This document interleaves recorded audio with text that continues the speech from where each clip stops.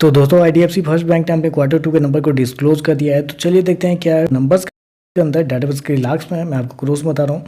तो देखिए पिछले क्वार्टर में कंपनी ने 10,407 करोड़ के आसपास का टोटल इनकम जनरेट किया था। पिछले साल देखें तो 8,785 करोड़, जबकि अभी देखें तो बढ़ के 10,684 करोड़ कंपनी का टोटल इनकम आपको जाता हुआ देखने को मिला। तो साल से साल देखें तो साल से साल कंपनी के टोटल इनकम के अंदर लगभग बोल सकते हैं 22% के आसपास की तेजी आपको देखने को मिले। वहीं अगर क्वार्टरली बेसिस पे जाते हैं तो क्वार्टरली बेसिस पे 2% के आसपास का जंप है। तो कंपनी का टोटल इनकम देखें तो आपको साल से साल क्वार्टर बढ़ता हुआ देखने को मिल रहा है।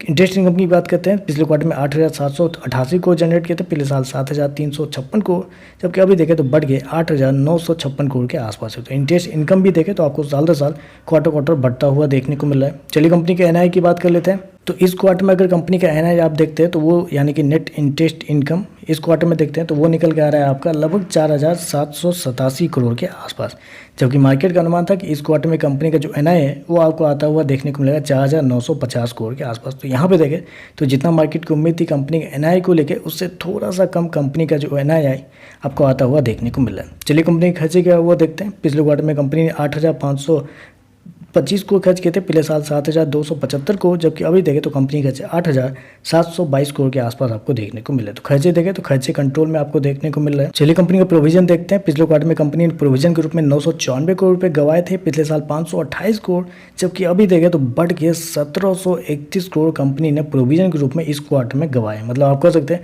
साल दर साल कंपनी का प्रोविजन 3 गुना से भी ज़्यादा होता हुआ देखने को मिला। लगभग 3.5 गुना कंपनी का प्रोविजन आपको बढ़ता हुआ देखने को मिला। किसी भी एंगल से अच्छी बात नहीं है। जबकि क्वार्टरली बेस पे जाते हैं तो वहाँ पे भी लगभग 75% कंपनी का प्रोविजन आपको बढ़ता हुआ देखना है। तो कंपनी का प्रोविजन देखें बहुत बुरी तरीके से आपको बढ़ते हुए देखने को मिल रहा है। चलिए कंपनी का प्रॉफिट क्या है वो देखते हैं।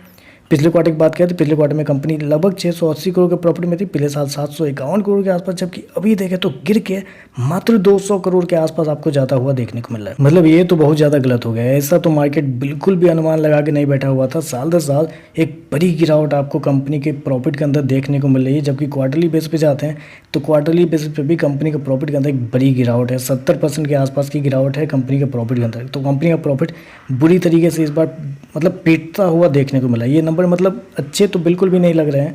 कंपनी शो किया 200 करोड़ के आसपास का प्रॉफिट, जबकि मार्केट का अनुमान था कि लगभग 25% तक कंपनी का प्रॉफिट आपको गिरता हुआ देखने को मिल सकता है।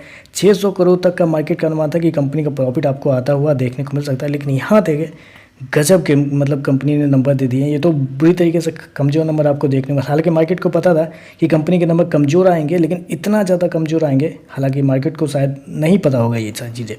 ईपीएस की बात करते हैं, पिछले क्वार्टर में 96 पैसे, पिछले साल ₹1.13, अभी देखें तो गिर के मात्र 27 पैसे के आसपास आपको जाता हुआ देखने को मिल रहा है। एनपीए की बात कर लेते हैं तो ग्रॉस एनपीए कंपनी का 2.11 था पिछले साल, अभी देखें तो 1.92 है, जबकि पिछले क्वार्टर में 1.90 था। नेट एनपीए 0.68 से गिर के 0.48 आ चुका है। कोई दिक्कत वाली बात नहीं है नेट एनपीए के अंदर भी। ओवरऑल अगर नंबर को मैं समराइज करूँ, 2 जगह पे कंपनी ने बहुत कमजोर परफॉर्मेंस दिया, 3 जगह पे आप कह सकते हैं। पहला तो कंपनी के एनआईआई को लेके, क्योंकि जितना मार्केट का अनुमान था कंपनी के एनआई को लेके एग्जैक्टली उससे कम कंपनी का एनआई आपको आता हुआ देखने को मिला है। दूसरा कंपनी का प्रोविजन अगर देखें आप तो प्रोविजन बहुत ज़्यादा बढ़ता हुआ देखने को मिला है, जिसकी वजह से कंपनी का जो प्रॉफिट है वो इस क्वार्टर में आपको गिरता हुआ देखने को मिला। तो कंपनी के प्रॉफिट के अंदर एक बुरी गिरावट आपको देखने को मिली। ओवरऑल देखें तो कमजोर नंबर है। बाकी देखते हैं मार्केट का कैसा रिएक्शन आपको देखने को मिलता है। तो चलिए बस आज के लिए बस इतना है। वीडियो पसंद आए तो लाइक कीजिएगा, साथ में साथ चैनल को सब्सक्राइब जरूर कीजिएगा। धन्यवाद।